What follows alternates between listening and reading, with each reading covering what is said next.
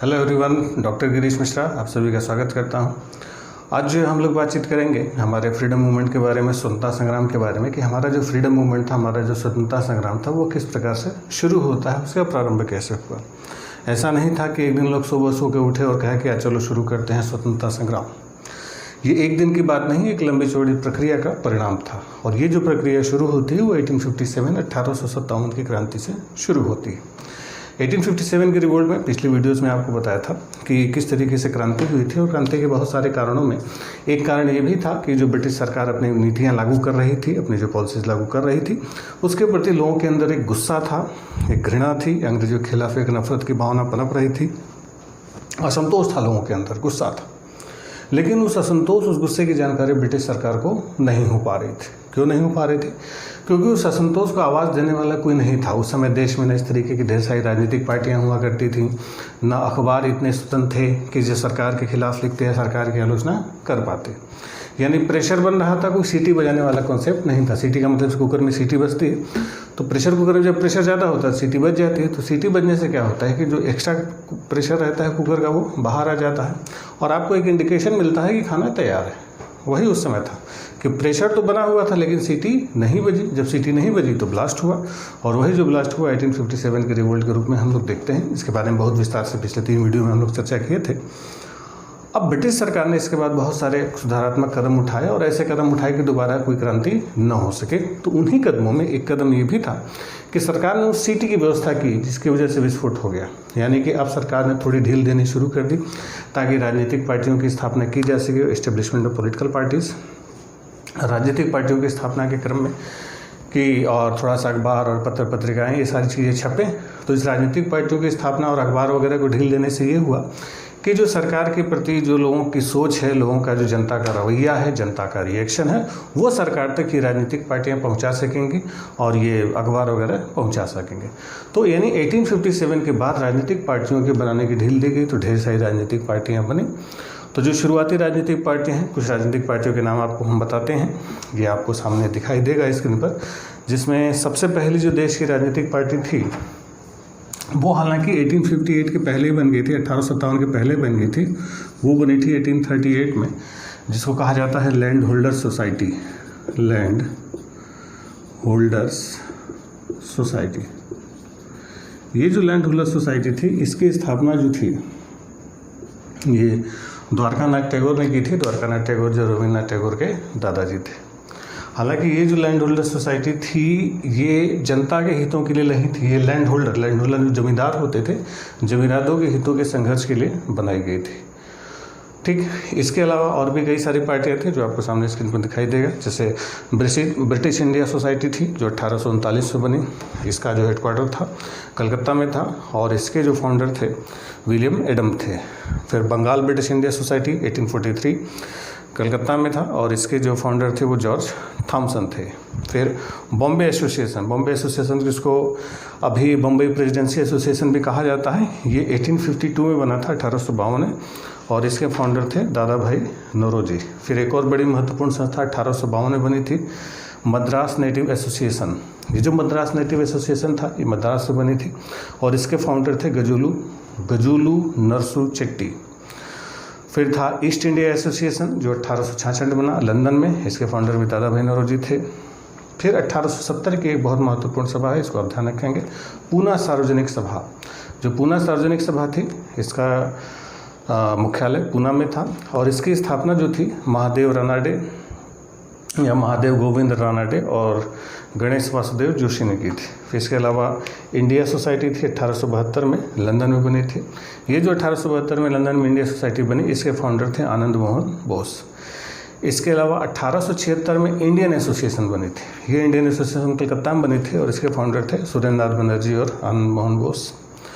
फिर मद्रास महाजन सभा थी। मद्रास महाजन सभा 1884 में बनी, 1884, जिसका हेडक्वार्टर मद्रास में है, और इसके फाउंडर थे वी राघवाचार्य और आनंद चार्लू। और 1885 में संस्था बनी बॉम्बे प्रेसिडेंसी एसोसिएशन। ये जो बॉम्बे प्रेसिडेंसी एसोसिएशन थी इसकी स्थापना 1885, और इसका जो हेडक्वार्टर था बॉम्बे में था, और इसके फाउंडर थे फिरोज शाह मेहता और बदरुद्दीन तैयब जी। चलिए, ये दिख रहा होगा, इसका आप स्क्रीनशॉट ले सकते हैं। स्क्रीनशॉट लेके आप रख सकते हैं महत्वपूर्ण संस्थाएं जिनसे आपके क्वेश्चन पूछे जाते हैं। खैर, वापस आते हैं मुद्दे पर। तो ये जो राजनीतिक पार्टियां बनी, जो राजनीतिक संस्थाएं बनी, ये सब छोटी छोटी थी और देख रहे हैं कि मद्रास की है तो बॉम्बे की है, तो छोटी छोटी स्थानीय स्तर की पार्टियां बन रही थी। तो स्थानीय स्तर की पार्टियों से सरकार का सामंजस्य नहीं हो पा रहा था। तो एक सरकार को चाहिए थी कि ऐसी व्यवस्था, एक ऐसी पार्टी, एक ऐसी राजनीतिक पार्टी जो राष्ट्रीय स्तर की हो, जो देश की सभी समस्याओं पर एक समान रूप से व्याख्या सरकार के सामने कर सके, जो सरकार को उन सारी चीज़ों को प्रदर्शित कर सके और सरकार को सबसे बात न करनी पड़े। यानी एक ऐसा प्लेटफॉर्म हो जो पूरे देश को रिप्रेजेंट करता हो। उसी बात को ध्यान में रखते हुए एक रिटायर्ड सिविल सर्वेंट थे, A.O. Hume, Elon Octavian Hume का नाम था। इसी A.O. ह्यूम ने 28 दिसंबर 1885 इसी 28 दिसंबर 1885 में बॉम्बे में स्थापना की गई इंडियन नेशनल कांग्रेस, जिसको कहा जाता है भारतीय राष्ट्रीय कांग्रेस। और इसके पहले अध्यक्ष थे, पहले प्रेसिडेंट थे W.C. बनर्जी। पूरा नाम था व्योमेश चंद्र बनर्जी। तो अब ये जो कांग्रेस की स्थापना हुई, एग्जैक्टली पहले इसका नाम इंडियन नेशनल कांग्रेस नहीं था। पहले इसका जो नाम सोचा था, जो A.O. ह्यूम ने सोचा था, वो सोचा था इंडियन नेशनल यूनियन, भारतीय राष्ट्रीय संघ इसका नाम रखा गया था। जिस समय 28 दिसंबर को इसकी स्थापना होनी थी, उसके ठीक 3 दिन पहले यानी 25 दिसंबर 1885 को दादा भाई नौरोजी की सलाह पर उस यूनियन की जगह शब्द जोड़ दिया गया कांग्रेस। तो ये जो कांग्रेस वर्ड जुड़ा, ये किसकी सलाह पर जुड़ा? दादा भाई नौरोजी की सलाह पर जुड़ा। ठीक, पहले इसका नाम क्या था? Indian national union. कांग्रेस किसने जोड़ा? दादा भाई नौरोजी। और ये कांग्रेस वर्ड लिया कहाँ से गया था? यानी दादा भाई नौरोजी ने जो कांग्रेस शब्द जोड़ा, ये लिया कहाँ से गया था? ये जो कांग्रेस शब्द लिया गया था, ये USA से लिया गया था, अमेरिका से लिया गया था। ठीक, तीसरी बात कि इस कांग्रेस का मतलब क्या होता है, अर्थ क्या होता है? तो इस कांग्रेस का अर्थ होता है लोगों का समूह, ग्रुप ऑफ पीपल। तो लोगों का समूह यानी कांग्रेस। तो यही कांग्रेस था जो दादा भाई नौरोजी की सलाह पर ये नाम ऐड किया गया। अब इस कांग्रेस की स्थापना जो थी, पहले एक्चुअली पुणे में होनी थी। पहले इसकी स्थापना का जो वेन्यू था, जो स्थान चुना गया था, वो पुणे चुना गया था। लेकिन उसी साल पुणे में प्लेग फैल गया, बट ड्यू टू प्लेग की वजह से लास्ट मोमेंट पर इसको शिफ्ट किया गया बॉम्बे में। तो बॉम्बे में एक संस्कृत विद्यालय था, गोकुलदास तेजपाल। एक्चुअली गोकुलदास जो था वो गांधी जी के ससुर का नाम था। महात्मा गांधी के जो फादर इन लॉ थे, उनका नाम था गोकुलदास। तो उन्हीं के नाम पर था गोकुलदास तेजपाल संस्कृत विद्यालय। तो उसी गोकुलदास तेजपाल संस्कृत विद्यालय के ही प्रांगण में भारतीय राष्ट्रीय कांग्रेस की स्थापना हुई। पहले अध्यक्ष व्योमेश चंद्र बनर्जी और फाउंडर कौन थे? A.O. ह्यूम। ये A.O. ह्यूम जो फाउंडर थे, ये अध्यक्ष नहीं बने, ये कांग्रेस के महामंत्री के रूप में काम किया इन्होंने। और कांग्रेस के महामंत्री के रूप में इन्होंने 1885 से लेके 1906 तक काम किया। यानी लगातार ये 1885 से 1906 यानी 21 साल तक लगातार कांग्रेस के महामंत्री के रूप में रहे। ठीक, तो ये जो कांग्रेस की बैठक हुई, जो स्थापना हुई, पहले इससे जुड़े हुए कुछ और फैक्ट हम लोग देख लेते हैं। सवाल आपसे पूछे जाते हैं कि पूछा जाएगा कांग्रेस की स्थापना के समय वायसराय कौन था? तो ध्यान रखेंगे, कांग्रेस की स्थापना के समय वायसराय था डफरिन के समय कांग्रेस की स्थापना हुई थी। और जब कांग्रेस की स्थापना हुई थी तो उस समय कांग्रेस में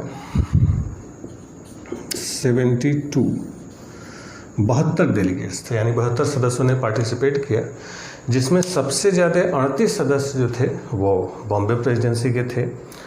मद्रास प्रेसिडेंसी से 21 सदस्य गए थे, बंगाल से 3 सदस्य थे, पंजाब से भी 3 सदस्य थे, उत्तर प्रदेश और अवध से 7 सदस्य थे। अलग अलग जो प्रेसिडेंसी थी, जो राज्य थे, उनसे सदस्य बुलाए गए थे। तो यही जब कांग्रेस की बैठक हुई, तो इस कांग्रेस की बैठक में कई सारी इन लोगों ने राजनीतिक रूप से इन्होंने बैठक की थी। तो कई सारी डिमांड की गई थी कि जो लंदन में इंडिया काउंसिल है उसको ख़त्म कर दिया जाए। इन्होंने ही ICS की जो परीक्षा थी, इंडियन सिविल सर्विसेज की जो परीक्षा थी, जैसे आज IAS होता है तो उसमें ICS हुआ करता था, और ICS की परीक्षा पहले केवल लंदन में होती थी। तो कांग्रेस की पहली बैठक में ये डिमांड की गई थी कि ICS की परीक्षा लंदन के साथ साथ भारत में भी कराई जाए, दोनों जगह साथ साथ परीक्षाएं कराई जाए। और उस समय ICS में मैक्सिमम एज लिमिट भारतीयों के लिए हुआ करती थी 19 साल। इन्होंने डिमांड की थी कि इसको 19 से बढ़ा के कितना कर दिया जाए, 23 साल। सोचिए 23 साल मैक्सिमम कराने की डिमांड थी 19 साल। ठीक, तो maximum age limit for civil services 19 से बढ़ा के कितनी कर दी जाए, 23 साल कर दी जाए। इसके अलावा इंग्लैंड से जो भारत में कपड़े आते हैं उस पर सरकार इंपोर्ट ड्यूटी लगाए। और सबसे बड़ी जो डिमांड थी कि उस समय बर्मा जो था, म्यांमार जिसको बोलते हैं, तो बर्मा को भारत में शामिल कर दिया गया था। तो कांग्रेस की डिमांड थी कि बर्मा को भारत से अलग कर दिया जाए। तो ऐसी ऐसी 9 मांगे रखी गई थी ब्रिटिश सरकार के समक्ष। ठीक, तो ये पहली बैठक थी। इसके बाद जब दूसरी बैठक हुई और इस पहली बैठक में एक और कंक्लूजन निकाला गया कि इस पहली बैठक के बाद अगली बैठक जो होगी वो कलकत्ता में होगी। यानी कांग्रेस की दूसरी बैठक कहाँ होनी थी, कलकत्ता में होनी थी। तो इसकी जो सेकंड सिटिंग हुई, पहली बॉम्बे, दूसरी जो हुई अगले साल 1886 में हुई कहाँ पर, कलकत्ता। और इसके प्रेसिडेंट थे दादा भाई नौरोजी। तो जो कलकत्ता सेशन हुआ था, जो दादा भाई नौरोजी की अध्यक्षता में हुआ, इसमें कुल 434 डेलीगेट थे, 434 सदस्यों ने भाग लिया। और कलकत्ता क्योंकि उसमें ब्रिटिश सरकार की राजधानी हुआ करती थी, तो इसी सेशन के बाद उस समय जो वायसराय थे डफरिन ने इन कांग्रेस के डेलीगेट्स को स्वागत किया था, वेलकम किया था, और उनको कलकत्ता में ही एक गार्डन पार्टी होती है ना, बुला के सब चाय नाश्ता कराते हैं, तो बाकायदा डफरिन ने गार्डन पार्टी पर कांग्रेस के डेलीगेट्स को बुलाया था। सारे लोग गए थे, हालांकि सुरेंद्र नाथ बनर्जी उसमें शामिल नहीं थे। खैर, इसके बाद जो तीसरी बैठक हुई 1887 मद्रास, और इसके चेयरमैन थे बदरुद्दीन तैयब जी।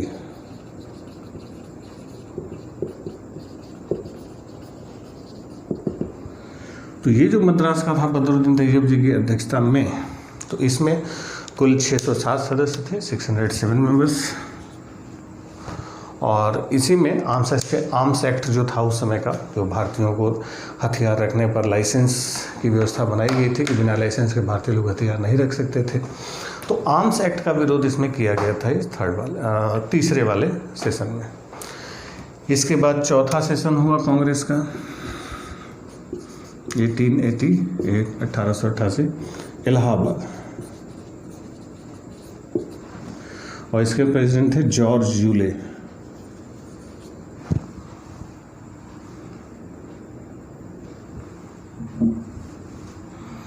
मिटा ही दिया जाए पूरा, जॉर्ज यूले। ठीक, और इसी इलाहाबाद के सेशन में पहली बार लाला लाजपत राय का नाम आपने सुना होगा, आगे नाम आएगा। तो लाला लाजपत राय जो थे वो इसी इलाहाबाद वाले सेशन में पहली बार कांग्रेस में शामिल होते हैं।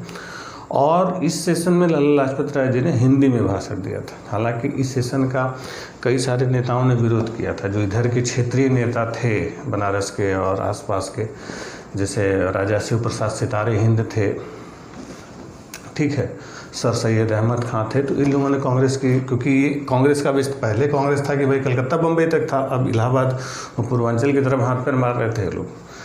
तो राजा शिव प्रसाद सितारे हिंद जो बनारस के थे और बाकी लोगों ने विरोध भी किया था, और इन्हीं के विरोध के कारण ब्रिटिश सरकार ने इनको कांग्रेस को मीटिंग करने के लिए इलाहाबाद में जगह नहीं दी थी। तो जब कांग्रेस को जगह नहीं मिली तो उस समय कांग्रेस के एक सदस्य हुआ करते थे दरभंगा नरेश, राजा दरभंगा बिहार वाला दरभंगा। तो दरभंगा नरेश ने लाउदर का जो एक लाउदर काउंसिल हुआ करती थी इलाहाबाद में, लाउदर रोड पर है, तो उसी लाउदर काउंसिल को ही खरीद लिया और लाउदर काउंसिल को खरीद के कांग्रेस को दान दे दिया था। तो ये राजा दरभंगा ने लाउदर काउंसिल खरीद के कांग्रेस को दान में दिया, और वहीं पर कांग्रेस का सेशन हुआ, और राजा दरभंगा की वजह से हुआ था। और यहीं से कांग्रेस, जैसे बताया कि यहाँ तक कि भाई वायसराय स्वागत की, मतलब वायसराय के पास भी कांग्रेस को लोग मिलने के लिए जाते थे। तो यहाँ से कांग्रेस और ब्रिटिश सरकार के बीच खटास आनी शुरू हो गई थी, टेंशन आनी शुरू हो गई थी। खैर, अब ये जो कांग्रेस के हम लोग 4 सेशन देख रहे हैं, अगर केवल कांग्रेस के बारे में हम इतना ही फैक्ट रखें, ये 4 लाइन का फैक्ट आपके सामने रखें कि कांग्रेस किस लिए, आपके सामने एक 4 लाइन का फैक्ट है। अब इस 4 लाइन के फैक्ट को आप पढ़ के आपको कांग्रेस के नेचर के बारे में, कांग्रेस के कैरेक्टर के बारे में अंदाज़ा लगाना हो कि कांग्रेस किस प्रकार की पार्टी थी, कांग्रेस कैसी पार्टी है। तो केवल इस 4 लाइन के फैक्ट को पढ़ के अगर कांग्रेस के बारे में अंदाज़ा लगाना हो, पहली बात कि कांग्रेस के जो सेशन होते थे, कांग्रेस के जो अधिवेशन होते थे, बिल्कुल नियमित होते थे, रेगुलर, हर साल 85, 86, 87, 88, 89, 90 और 1930 तक रेगुलर हुए और 1947 तक 1947 तक केवल 2-3 बार ऐसा हुआ कि कांग्रेस के सेशन में गैप आया। अदरवाइज रेगुलर लगातार कांग्रेस के अधिवेशन होते ही होते थे, बहुत रेगुलर लेवल पर सेशन होते थे। दूसरी कि इसके जो आप सेशन के प्लेसेस देख रहे हैं, इलाहाबाद है तो मद्रास है तो कलकत्ता है तो बॉम्बे, तो ये अलग अलग शहरों में कर रहे थे अधिवेशन। तो इनका सीधा मैसेज ये था कि कांग्रेस किसी एक क्षेत्र की पार्टी नहीं है, किसी एक रीजन की पार्टी नहीं है, एक राष्ट्रीय पार्टी। जो 4 महानगर थे, बॉम्बे, कलकत्ता, मद्रास, उस समय दिल्ली भी राजधानी नहीं बनी थी, इलाहाबाद ही बड़ा शहर हुआ करता था। दिल्ली कब बनी राजधानी आगे आएगा। तो 4 अलग अलग क्षेत्रों में 4 अलग अलग कोनों पर कांग्रेस के सेशन हुए। महत्वपूर्ण बात थी कि ये अलग अलग सेशन हो रहे थे अलग अलग क्षेत्रों में। तीसरी बात, जो तीसरा फैक्ट लिखा हुआ है कि इनके अध्यक्षों के नाम देखेंगे तो पहला बंगाली, दूसरा पारसी, तीसरा मुसलमान, चौथा अंग्रेज। तो शुरुआती जो 4 सेशन के 4 अध्यक्ष थे, ये अलग अलग धर्मों के लोग थे, अलग अलग रिलीजन्स वाले थे, बंगाली, पारसी, मुसलमान और ईसाई यानी अंग्रेज। तो मतलब ये जो पार्टी है, ये जब अपनी आवाज़ उठाएगी या कोई मुद्दा उठाएगी तो किसी क्षेत्र का नहीं होगा, किसी जाति का नहीं होगा, किसी धर्म का नहीं होगा, पूरे देश का मुद्दा होगा। ये कोई क्षेत्रीय लोकल इश्यूज नहीं उठाएगी, किसी जाति के किसी धर्म के बारे में बात नहीं करेगी, पूरे देश के बारे में बात करेगी। और इसका कैरेक्टर, इसका जो चरित्र है वो कैसा होगा, सेक्युलर, धर्मनिरपेक्ष होगा। इसीलिए इसको नाम दिया गया भारतीय राष्ट्रीय कांग्रेस। ये नेशनल लेवल की पार्टी होगी, राष्ट्रीय स्तर की पार्टी होगी। ठीक, अब ये तो हुई कुछ फैक्ट्स की बात। अब बात करें, इससे कुछ सवाल भी पूछे जाते हैं। बताए कि आपके मॉडर्न हिस्ट्री से, फ्रीडम स्ट्रगल के चैप्टर से क्वेश्चन बहुत सारे एग्जाम में आते हैं, तो यहाँ से भी कई सारे क्वेश्चन बनते हैं कि जैसे आपसे सवाल पूछा जा सकता है कि कांग्रेस का पहला मुस्लिम अध्यक्ष कौन था। तो कांग्रेस का पहला मुस्लिम प्रेसिडेंट कौन थे, बदरुद्दीन तैयब जी। कांग्रेस के पहले ईसाई या पहले अंग्रेज अध्यक्ष कौन थे, तो कांग्रेस के पहले ईसाई या पहले अंग्रेज अध्यक्ष थे जॉर्ज यूले। कांग्रेस के पहले अध्यक्ष कौन थे, तो पहले अध्यक्ष कौन थे, W.C. बनर्जी या रमेश चंद्र बनर्जी। ठीक, चलिए, ये तो फैक्ट्स की बात हुई। अब कुछ आइडिया लेते हैं राजनीति कैसी थी कांग्रेस की। तो आपको बताया कि जो पहला सेशन हुआ था, तो पहले सेशन में कितने मेंबर थे, 72, 72। तो ये जो कांग्रेस की पहली बैठक में 72 सदस्य थे, 72 मेंबर्स थे। तो ये 72 आखिरकार थे कौन, मतलब जिन 72 सदस्यों ने पहली बार बैठक में हिस्सा लिया बॉम्बे में, तो ये 72 लोग थे कौन।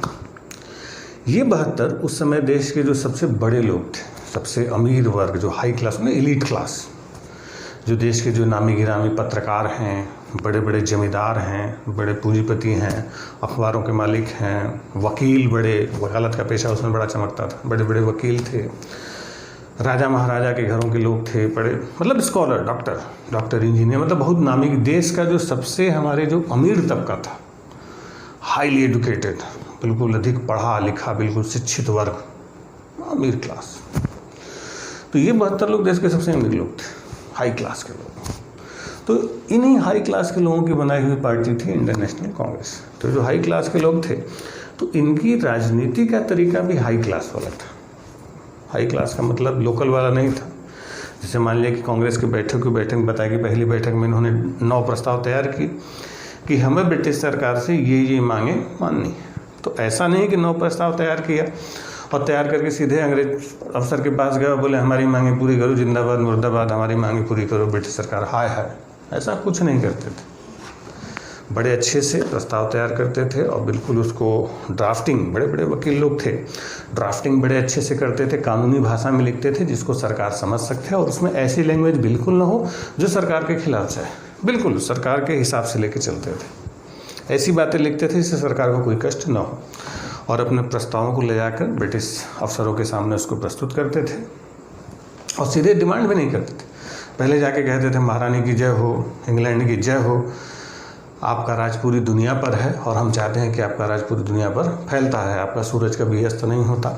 आप जैसे लोगों ने भारत की धरती पर कदम रखा तो समझ लीजिए भारत में उजाला हो गया। भारत में था क्या? ये आपका एहसान है। वो लोग कहते थे कि अंग्रेजों ने एहसान किया है जो भारत में आए और भारत में इतना कुछ आपने दिया। भारत में था क्या? अंधेरा था। तो हमें जो भारत में इतना कुछ दिया, इतनी सारी चीज़ें भारत में आई, वो सब अंग्रेजों की वजह, आपकी वजह से एहसान है आपका कि आपने सब कुछ दिया। तो आपने जब हमें बिना मांगे ही इतना कुछ दे दिया तो हम आपसे क्या डिमांड करेंगे? डिमांड थोड़ी कर सकते हैं। अब आपसे क्या डिमांड करिए, आप जैसे मान लो।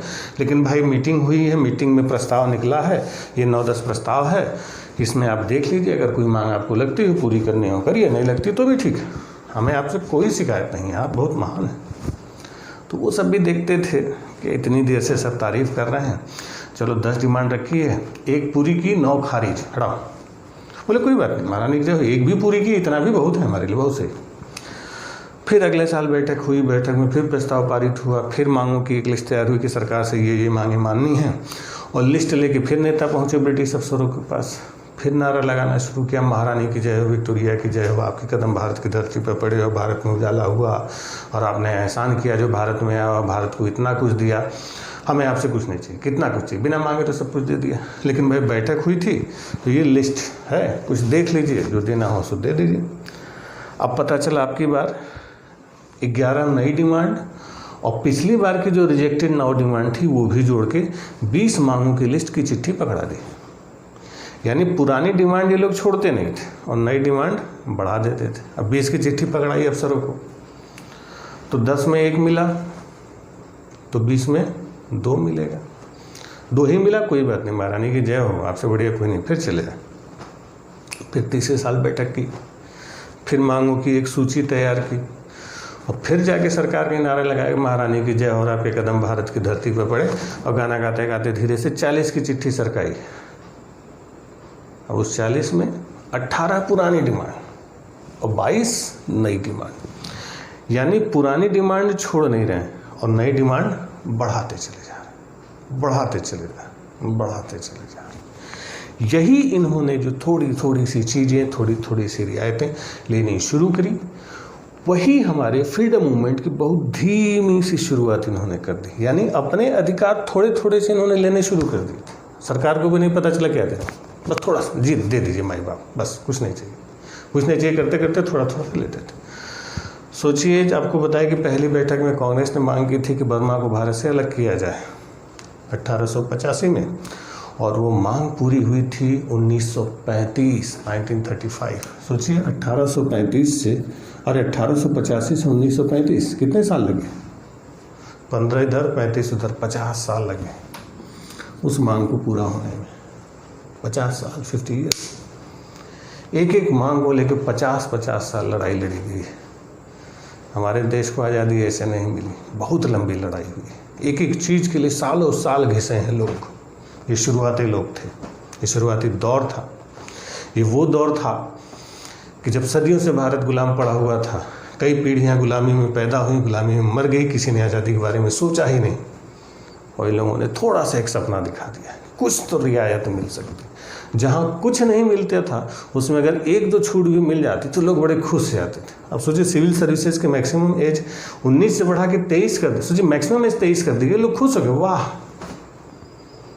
क्या छूट मिली। तो ये कुछ भी मिलता था वो अचीवमेंट था, इनका उपलब्धि थी कि वाह क्या मिला हमारा। तो यही हमारे स्वतंत्रता संग्राम की बिल्कुल धीमी से शुरुआत कर दी गई। और जहां थोड़ा सा सख्त रुख अपनाया कि नहीं हमें दीजिए, तहाँ फिर टाइट होते थे हमें। जैसे जब डफरिन ने बताया कि इलाहाबाद के बाद थोड़ा थोड़ा सा टेंशन होने लगा था, तो डफरिन ने कांग्रेस, जो वायसराय था जो इसकी स्थापना के समय जिसने कांग्रेस वालों को बुला के चाय पिलाया, गार्डन पार्टी थी कलकत्ता में, उसी ने इलाहाबाद सेशन के बाद कहा कि कांग्रेस सूक्ष्मदर्शी, माइनर मतलब माइक्रोस्कोपिक सूक्ष्मदर्शी अल्पसंख्यकों की प्रवक्ता है। यानी कुछ चंद 100-150 लोग हैं जिनकी प्रवक्ता है कांग्रेस। सन 1900 में कर्जन ने कहा कि कांग्रेस का महल भरभरा रहा है, भारत में रहते मेरी अंतिम इच्छा यही है कि मैं इसके शांतिपूर्ण मृत्यु में सहयोग कर सकूं। यानी कांग्रेस शांति से मर जाएगी और मैं सहयोग कर दूंगा। भरभरा रहा है कांग्रेस, कुछ नहीं है कांग्रेस, ऐसे आंदोलन नहीं होता। लेकिन कांग्रेस धीरे धीरे करके चलती रही और थोड़ा थोड़ा सा लेना शुरू कर दिया। यानी हमारा फ्रीडम मूवमेंट शुरू तो हुआ लेकिन बहुत स्लो मोशन में चल रहा था। खैर, जैसे जैसे कांग्रेस सेशन बढ़ते चले जा रहे थे, कांग्रेस में लोग बढ़ते चले जा रहे थे। बताया कि पहले में 72 थे, दूसरे में 434 थे, तीसरे में 607 थे, चौथे से में 1200 को पार करके 1248 सदस्य हो गए। तो धीरे धीरे कांग्रेस की संख्या क्या हो रही थी, बढ़ती चली जा रही थी। 1890 का जब दौर आया तो कांग्रेस थोड़ी और पॉपुलर हुई, क्योंकि थोड़ी सी रियायत मिलती थी तो लोग खुश हो जाते थे। तो कांग्रेस का और ज़्यादा विस्तार हुआ, एक्सटेंशन हुआ। जब कांग्रेस का और ज़्यादा विस्तार हुआ तो कांग्रेस में अब नए नए लोग शामिल होना शुरू हुए। और इस बार जो सन 1890 के बाद जो कांग्रेस का एक्सटेंशन हुआ, विस्तार हुआ, तो अब की बार कांग्रेस में आए मध्यम वर्ग के लोग, मिडिल क्लास। बताया था शुरुआती कांग्रेस में कैसे लोग थे, अपर क्लास, हाई क्लास, पढ़े लिखे, मतलब अमीर लोग। अब आए मिडिल क्लास। जब मिडिल क्लास कांग्रेस में शामिल होता है, मध्यम वर्ग के लोग आते हैं, तो मिडिल क्लास वाले थोड़ी जल्दी में रहते हैं। मध्यम वर्ग को सब्र नहीं, सब कुछ चाहिए तुरंत मिले, हड़बड़ी, जल्दी जल्दी। मिडिल क्लास अब भी होंगे, हम भी हैं, हमें जल्दी चाहिए, तुरंत चाहिए। इलीट क्लास था, वो आराम आराम से चल रहा था। मिडिल क्लास आया, अब इन्होंने हड़बड़ी शुरू कर दी। इनको जल्दी थी, इनको लगता था कि इस तरीके से रोते धोते एक एक डिमांड हम करेंगे तब तो चल चुका, मिल चुकी हमें स्वराज, मिल चुका हमें स्वराज। हमें आंदोलन करना चाहिए, हमें सरकार से संघर्ष करना चाहिए, सरकार का विरोध करना चाहिए। नए लोग ये डिमांड कर रहे थे। पुराने वाले लोग समझा रहे थे कि भाई 72 लोगों से शुरुआत हुई थी, अभी हमारी ब्रिटिश सरकार से लड़ने की क्षमता नहीं है। एक फूंक मारेंगे अंग्रेज, कहाँ जाके गिरेंगे पता भी नहीं चलेगा। क्योंकि इन लोगों ने 1857 की क्रांति अपनी आंखों से देखी थी और देखा था कि किस बुरी तरीके से दबाया था। ताकत के बल पर अंग्रेजों को हराया नहीं जा सकता था, 1857 की क्रांति में ये देख चुके थे। इसलिए इनको लगता था कि संवैधानिक तरीका ही ठीक है इस दौर में, बाद में जो होगा सो देखा जाएगा। लेकिन नए वाले थे कि नहीं, बस होगा लड़ाई, हमें तो आंदोलन करना चाहिए। अब हमारे भारत की राजनीति की बड़ी खास बात है कि आदमी करे कुछ ना, खाली बोले बढ़िया बढ़िया, शानदार शानदार, मार देंगे, काट देंगे, फाड़ देंगे, फोड़ देंगे। उससे बढ़िया नेता कोई नहीं माना जाता। सोचिए, हमारे यहाँ लोग बाग बोल बोल के प्रधानमंत्री बन जाते हैं, बिना बोला हुआ आदमी प्रधानमंत्री पद से हटा भी दिया जाता है कि इसको तो बोलना ही नहीं आता। तो कुल मिला जुला के भारत में प्रधानमंत्री पद की योग्यता क्या है, बोलिए बढ़िया बढ़िया, मार देंगे, काट देंगे, फाड़ देंगे, फोड़ देंगे, करिए कुछ मत, खाली लंबा लंबा बोलते रहिए, पब्लिक खुश, पब्लिक को कोई मतलब नहीं काम से, बस बोलिए। वही उस समय था कि जो नए वाले थे जोरदार भाषण देते थे। तिलक थे, स्वराज हमारा जन्मसिद्ध अधिकार, हम इसको लेके रहेंगे, इतने जोरदार नारे लगाते थे लोग। तो नए लोगों का जो झुकाव था कांग्रेस में बढ़ने लगा। कांग्रेस पुराने तौर तरीकों से चल रही थी, अब नए लोग आ चुके थे। तो कांग्रेस में लक्ष्य एक था, लेकिन विचारधारा को लेकर धीरे धीरे करके कॉन्फ्लिक्ट होता है, एक संघर्ष होता है। और वही जो विचारधारा को लेकर आपस में, अब कांग्रेस अंग्रेजों से लड़ने के बजाय आपस में उलझ गई। और यही संघर्ष शुरू होता है नरम दल और गरम दल का, मॉडरेट एंड एक्सट्रीमिस्ट। यानी अब अंग्रेजों से लड़ने के बजाय पहले आपस में उलझे। लक्ष्य दोनों का सेम था, तरीका अलग अलग था। वो क्या तरीका था, क्या संघर्ष था, इसके बारे में बातचीत करेंगे हम लोग अगली क्लास में। आज के लिए इतना ही, बने रहिए साथ हमारे, मिलते हैं हम लोग अगले क्लास में। स्वतंत्रता संग्राम शुरू हो चुका है, अब स्वतंत्रता संग्राम शुरू हो चुका है तो ख़त्म भी होगा, देश आज़ाद भी होगा। कोशिश करेंगे जल्दी जल्दी हमारा देश आज़ाद हो जाए। मिलते हैं हम लोग स्वतंत्रता संग्राम के दूसरे वीडियो में, तब तक के लिए थैंक यू।